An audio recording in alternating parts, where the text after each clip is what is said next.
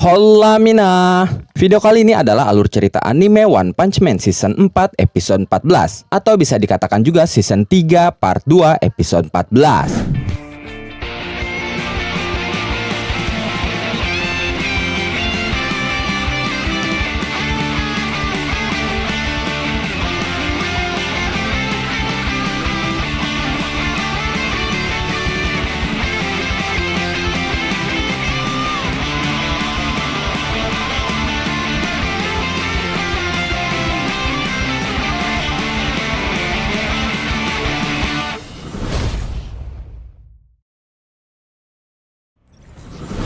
Kembali ke markas asosiasi monster, Saitama dan monster bermata satu masih ada di dalam dan terjebak reruntuhan. Tapi saat itu kita tidak bisa melihat Flashy Flash. Saitama sama sekali tidak bisa melihat dan hanya bisa meraba-raba batu yang mengurung mereka. Monster bermata satu terlihat panik saat itu. Dia mengira bahwa dia sudah tidak dibutuhkan lagi dan akan langsung dibunuh karena jalan menuju tempat Raja Monster sudah tertutup. Lalu dia mulai mengambil batu untuk menghantam kepala Saitama. Dia berkata, "Untungnya dia tidak bisa melihat dengan jelas dalam kegelapan. Ini adalah kesempatanku. Akan kupukul dia dari belakang." Tapi saat dia mengambil salah satu batu di sana, ternyata Flashy Flash ada di balik batu itu terperangkap di dalamnya. Flashy Flash berkata, "Hei, kalian baik-baik saja?" Monster bermata satu sangat kaget, sehingga dari mata dia memancarkan cahaya yang sangat terang. Saitama melihat Flashy Flash lalu berkata, "Ah, di situ kau rupanya." Lalu dia menunjuk monster bermata satu sambil berkata, Apa ini? Kau bisa mengeluarkan cahaya dari matamu?" Monster bermata satu berkata, "Iya, mataku menyala karena barusan dia sangat mengagetkanku."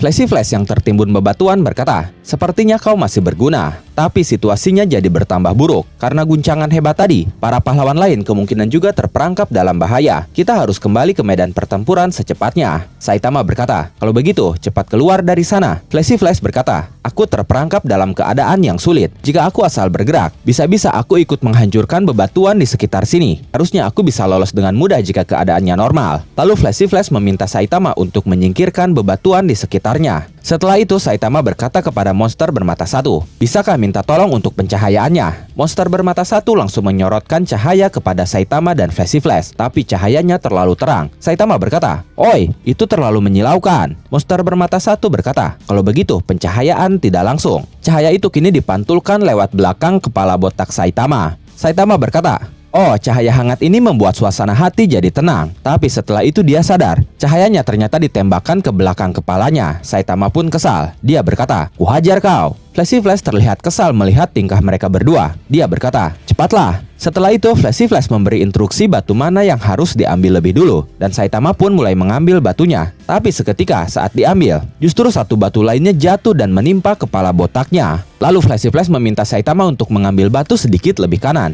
Tapi ketika diambil, lagi-lagi batu lainnya jatuh tepat mengenai kepala botak Saitama. Flashy Flash berkata, "Pasti kau sangat payah dalam permainan blok ya?" Saitama terlihat kesal. Dia berkata, "Aku hanya mengangkat batu berdasarkan petunjukmu." Lalu Saitama meminta monster bermata satu untuk mencobanya. Dan ketika monster bermata satu mengangkat batu itu, lagi dan lagi, ada batu yang jatuh menimpa kepala botak Saitama. Padahal saat itu Saitama menjauh dari mereka berdua. Saitama pun semakin kesal. Lalu akhirnya monster bermata satu berkata, "Kelihatannya kita harus bekerja sama mengangkat batunya untuk menjaga keseimbangan tempat ini." Setelah itu mereka berdua bekerja sama. Mereka menahan sambil mengangkat batu satu persatu. Saitama berkata, "Kau benar, hebat juga kau bola mata." Flashy Flash berkata, "Kau punya mata yang berguna." Monster itu terlihat kesal mendengar ucapan mereka berdua. Dia berkata, "Berguna matamu? Aku punya nama loh. Namaku Manako." Flashy Flash yang mendengarnya berkata, "Lalu apa bedanya? Perlu kalian ketahui, Manako sendiri memiliki arti bola mata." Sementara Saitama berkata, "Oh, Manako ya? Seperti nama perempuan?" Dengan wajah sebalnya Manako berkata, "Maaf, tapi aku memang perempuan." Setelah itu Manako menanyakan nama pahlawan mereka berdua. Dengan terbata-bata karena malu, Saitama berkata, "Botak berjubah." Flashy Flash yang mendengarnya berkata, "Apa? Botak berjubah? Julukan yang jujur sekali." Lalu Manako berkata, "Padahal Flashy Flash juga nama yang aneh." Dan saat itu karena Flashy Flash mengejeknya, Saitama langsung menimbun Flashy Flash lagi dengan sebuah batu yang lebih besar. Flashy Flash pun berteriak, "Hei, jangan timbun aku." Setelah itu Saitama tersenyum lalu berkata kepada Manako, "Namaku Saitama. Senang bertemu denganmu Manako." Sedangkan Flashy Flash masih berteriak, "Hei, singkirkan batu ini." Setelah itu kembali ke pertarungan Psychos Orochi dan Tatsumaki. Psychos berkata, Itu tadi terlalu berlebihan, membelah area di sekitar dan membawa markas asosiasi monster ke permukaan. Apa kau ingin memamerkan kekuatanmu karena aku jauh lebih hebat? Luar biasa. Ayo selanjutnya apa lagi? Saat itu Tatsumaki menyadari sesuatu. Dia berkata, sepertinya dia jadi tambah besar.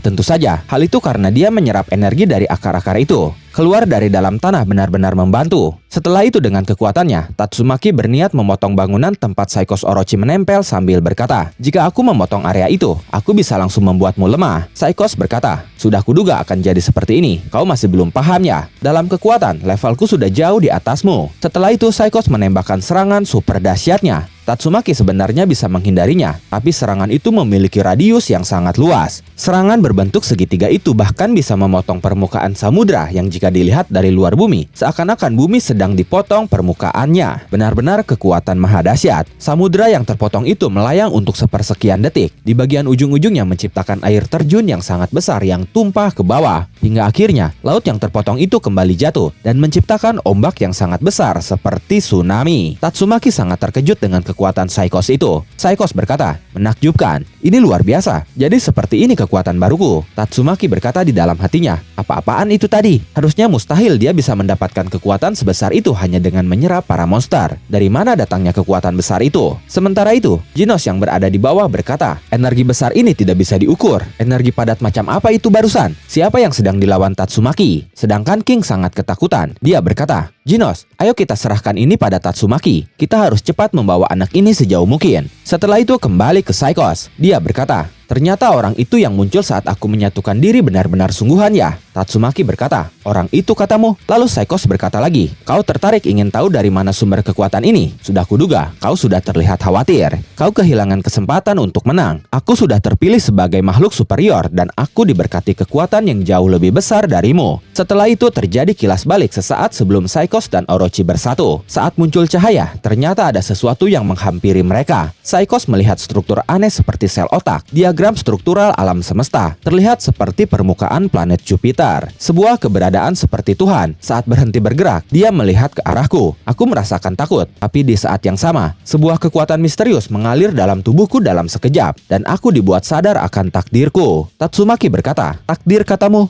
Lalu Saikos menjelaskan dengan berkata, kekuatan ini membuatku bisa menyerap segala sesuatu yang hidup dengan akar dagingku, dan setelah menyatukan diri, jiwa mereka akan menjadi kesatuan pikiran yang besar. Aku adalah bentuk kehidupan sempurna yang menyerupai bintang. Lalu Saikos bertanya-tanya pada dirinya sendiri, apakah kira-kira aku juga bisa menjadi bumi ya? Lalu Tatsumaki merasa heran dengan penjelasan aneh itu. Dia berkata, apa? Kau ingin menjadi planet bumi? Saikos berkata, kau tidak bisa memahaminya kan? Tatsumaki berkata lagi, dengan kekuatan besar yang bisa menyerap segala sesuatu yang hidup, kau akan kesepian di alam semesta ini. Itu terasa bodoh bagiku. Saikos berkata, justru kaulah yang bodoh. Ini adalah takdir, akhir dari makhluk intelektual. Dan aku adalah salah satu yang terpilih sebagai perwakilan terakhir. Mungkin dari segi kekuatan cenayang, aku tidak sama sepertimu. Tapi saat ini, aku jauh lebih kuat darimu. Kau mau tahu itu karena apa? Karena orang sepertimu dan Fubuki tidak serius memikirkan potensi masa depan dari kekuatan cenayang. Dia malah mendedikasikan dirinya untuk aktivitas pahlawan tidak berguna itu dan mengabaikan peringatanku. Tatsumaki bertanya, peringatan katamu? Saikos berkata lagi, dan karena itulah kalian semua akan dikalahkan. Terimalah ini sebagai hukuman. Tatsumaki berkata, konyol sekali. Kau harusnya lebih tahu bahwa biasanya orang-orang mendekati cenayang hanya untuk memanfaatkan mereka. Dan karena kau tidak siap secara mental, kau pun dibujuk supaya mau menjadi pion mereka. Saat waktunya tiba, jangan berharap ada yang akan menyelamatkanmu. Ngomong-ngomong, kau ini bodoh juga ya. Minta tolong pada peliharaanmu saat sedang dalam bahaya. Mendengar itu, Saikos sangat kesal. Dia berkata, beraninya kau menyebutku bodoh. Bahkan setelah melihat kekuatanku, kau masih saja belum mengakuiku. Lalu Saikos mulai mengerahkan monster Orochi untuk menyerang Tatsumaki. Monster Orochi itu melepaskan tembakan, dan Saikos pun melepaskan tembakan secara bersamaan. Dia berkata, berusahalah melawan kehendak bumi yang dipilih secara langsung oleh Tuhan Tatsumaki. Dan momen itu mengakhiri alur cerita One Punch Man Season 4 episode 14 atau Season 3 Part 2 episode 14.